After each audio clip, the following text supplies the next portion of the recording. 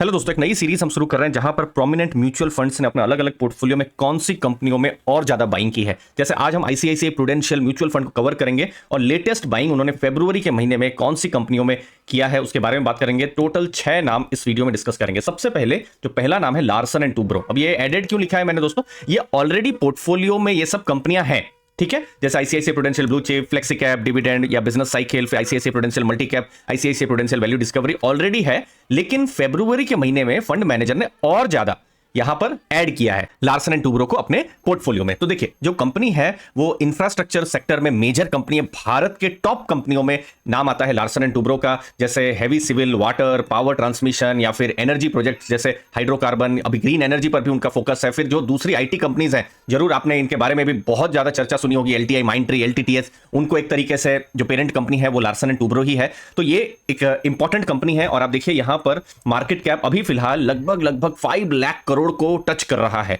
बहुत बड़ा market cap हमको देखने को मिल रहा है। करंट प्राइस 3608 है जो हमको लार्सन एंड टूब्रो के केस में देखने को मिल रहा है दोस्तों। अब इन कंपनियों को एनालिसिस करने में इंपॉर्टेंट जो नंबर रहेगा वो होगा ऑर्डर बुक, जो कि जो दिसंबर एंड में जो ऑर्डर बुक था वो था 4.69 लाख करोड़, जो कि बहुत बड़ा ऑर्डर बुक आप मान सकते हैं दोस्तों। अब इतना ज्यादा ऑर्डर बुक है, उसका एक बहुत बड़ा रीजन है कि गवर्नमेंट की तरफ से इंफ्रा में बहुत ज्यादा फोकस आ रहा है। तो इंफ्रा रिलेटेड जैसे ब्रिज हो गया, तो ये सब जो बड़े प्रोजेक्ट्स जो हैं वो उनको मिल रहे हैं। फिर मिडिल ईस्ट में भी उनको कुछ बड़े प्रोजेक्ट्स आजकल मिलना शुरू हो गए हैं। अब इसको एनालिसिस करने का एक तरीका है, जैसे लास्ट ईयर का आप देखिए रेवेन्यू कितना था, लगभग 1.83 लाख करोड़ का था। तो आप जब डिवाइड करेंगे तो आपको कुछ 2.7 के आसपास नंबर आएगा। इसका मतलब क्या है कि जितना वो रेवेन्यू कमा रहे हैं उससे लगभग 2.7 टाइम्स ज्यादा उनके पास ऑर्डर बुक है, जो कि एक इतने बड़े स्केल के लिए बहुत ही स्ट्रांग ऑर्डर बुक है। बाकी प्रॉफिट हो रहा है कि नहीं, ओवरऑल प्रॉफिट आप देख सकते हैं लास्ट ईयर के कंपैरिजन में 34% यहां पर ज्यादा प्रॉफिट यहां पर हो रहा है। अब इतना सारा उनको ऑर्डर्स मिल रहा है तो क्या कंपनी सस्ते में मिल रही है या नहीं, तो देख लेते हैं। 39 का पीई रेशियो हमको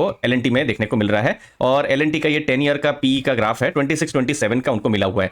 तो एक री रेटिंग जैसा हमको फिलहाल लास्ट 1-1.5 साल में देखने को मिला है। जैसे आप देखिए लास्ट ईयर जैसे जून महीने में 28 का पी था, अभी थोड़ा हाई पी में दिखाई दे रहा है। तो मार्केट एंटिसिपेट कर रही है, थोड़ा हाई वैल्यूएशन दे रही है कि हाई ग्रोथ उनको फ्यूचर में मिलेगा। ऐसा ही कुछ हाई पी रेशियो हमको 2015 में देखने को मिला था। मैं देख लेता हूं उससे पहले के डेटा कितना अवेलेबल है। जैसे 2007, ये तो एक अलग ही बुल मार्केट चल रही थी, तब 60 का देखने को मिला था और 2009 में 41 उसके आसपास देखने को मिला है। तो अभी मतलब हिस्टोरिकली थोड़ा हाई वैल्यूएशन में एलएनटी का जो कंपनी है हमको देखने को मिल रही है। अच्छा, इसका डेट टू इक्विटी भी थोड़ा ज्यादा ही रहेगा क्योंकि नेचर ऑफ द बिजनेस ही है, इंफ्रास्ट्रक्चर का उनका बिजनेस है दोस्तों। तो यहां पर जल्दी से जो भी रेटिंग एजेंसी की रिपोर्ट है वो भी बाहर कर देते हैं। तो AAA का रेटिंग है, ये जैसे क्रिसल का रेटिंग हमको देखने को मिल रहा है। तो एक स्ट्रॉन्ग रेटिंग हमको देखने को मिल रही है एलएनटी के केस में।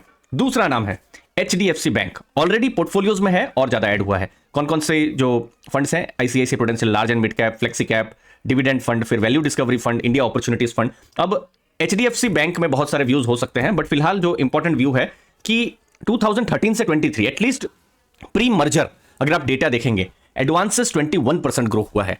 एडवांसेस मतलब बैंक का लोन ग्रोथ, और बैंक का लोन हुआ है तो जो डिपॉजिट्स हैं, जो current account, saving account, FD growth भी 20% 10 साल में हुआ है। तो ये बहुत अच्छा नंबर है। अब और इस फाइनेंशियल ईयर में क्या हुआ है, मर्जर हो गया है। तो इसीलिए बहुत पुराने डेटा के साथ अब हम कंपेयर कर पाना थोड़ा मुश्किल है। क्वार्टर टू क्वार्टर डेटा ही हमारे पास, जैसे एडवांसेस में Q2 से Q3 4.9% का ग्रोथ है, डिपॉजिट का 1.9% का ग्रोथ है। मतलब डिपॉजिट से ज्यादा वो लोन को ज्यादा वो प्रोवाइड कर पा रहे हैं, ऐसा देखने को मिल रहा है। कुछ इंपॉर्टेंट नंबर्स जहां पर थोड़ा सा जो कंसर्न्स कभी कभी आते हैं, जैसे NIM, net interest margin. Net interest margin मतलब सोच लीजिए बैंक लोन से कमाती है। फॉर एग्जाम्पल सिखाता हूं सिंपल वर्ड्स में, सोच लीजिए 10 रुपीज कमाती है कोई भी लोन प्रोवाइड करके, और उस लोन को प्रोवाइड करती है तो बैंक का खर्चा भी होता है, लेट से 6 रुपए का खर्चा होता है। वो क्या खर्चा हो सकता है, सेविंग अकाउंट, एफडी, वो सब जो खर्चा होता है। अच्छा, और टोटल उन्होंने लोन दिया है या जो एसेट्स है वो सोच लीजिए 100 के हैं, ठीक है। अब उसको आप परसेंटेज में करेंगे तो कितना होगा, 4/100, और परसेंटेज में करेंगे तो 4% आएगा।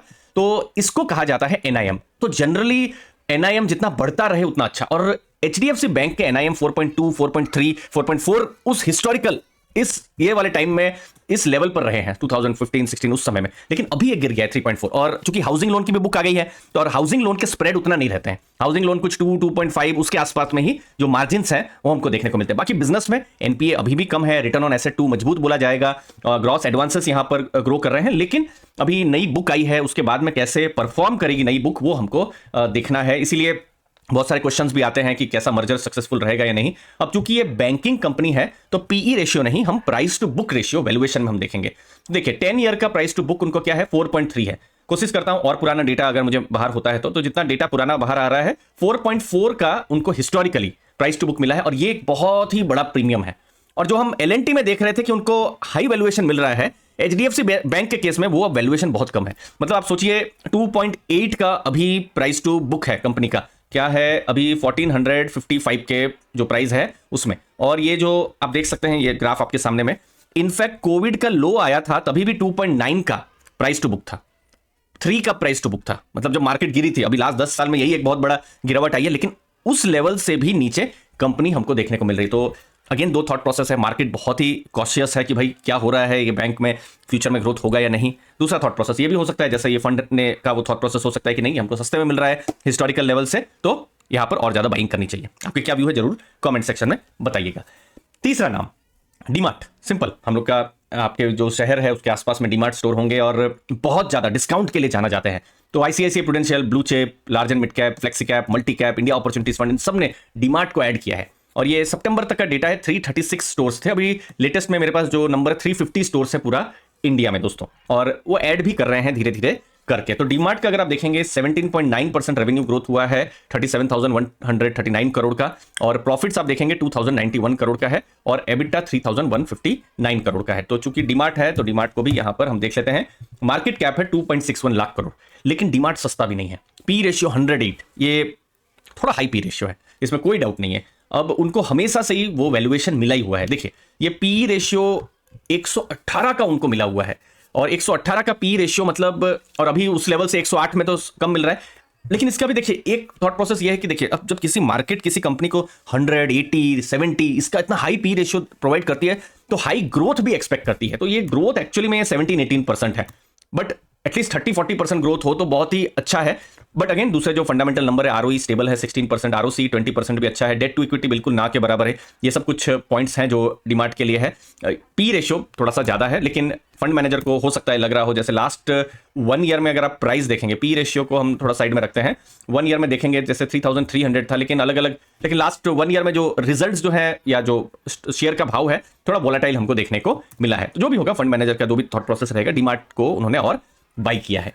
एक और कंपनी पीएनजी हाइजीन, उनको 2 फंड ने और बाई किया है, ब्लू चिप फंड और large and mid cap fund. उनके 2 की प्रोडक्ट है, जैसे विस्पर, विक्स, ये 2 की प्रोडक्ट है। और 2022 में उनको कमोडिटी प्राइस का एक बहुत बड़ा चैलेंज देखने को मिला था पीएनजी हाइजीन और हेल्थ केयर को। अभी आप पी रेशियो देखेंगे 67 का है, मार्केट कैप 50,000 करोड़ के आसपास में हमको देखने को मिल रहा है। आरओसी देखिए दोस्तों 101 का, बहुत स्ट्रांग। आरओई भी बहुत स्ट्रांग है 80%। आरओई मतलब जो इन्वेस्टर्स या जो शेयर होल्डर ने जो पैसा लगाया है उस पर कंपनी कितना कमा के दे रही है, जो बहुत ही बड़ा नंबर या अच्छा नंबर मैं कहूंगा हमको देखने को मिल रहा है। देखते हैं कितना जो पुराना डेटा है उसके हिसाब से कैसा है। तो हिस्टोरिकली 71-72 का पी रेशियो उनको मिला हुआ है। पहले 2014-15 में देखिए 54 या 44 उस लेवल पर पी रेशियो मिलता था, लेकिन 2018-19 में हाई पी रेशियो भी उनको मिला है 80-84। लेकिन लास्ट देखिए कुछ महीनों में देखिए, जैसे ये जुलाई महीने में 91 का पी था, अब उससे घटकर ये अभी 60s के लाइन में आ गया है। तो पिछले कुछ महीनों में आप ऐसा मान सकते हैं कि उन्होंने प्रॉफिट जरूर किया होगा, लेकिन जो शेयर प्राइस है वो भी थोड़ा कम हुआ होगा, जिसकी वजह से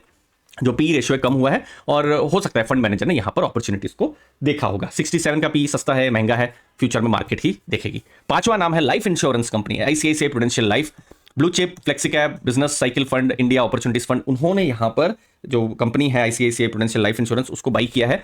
अब यह है इंपॉर्टेंट नंबर, वो है एम्बेडेड वैल्यू। एम्बेडेड वैल्यू मतलब जो भी कंपनी है उसके वैल्यू, जो भी उन्होंने बिजनेस किया है उसका क्या वैल्यू है, ये लगभग 38,529 करोड़ के आसपास में है।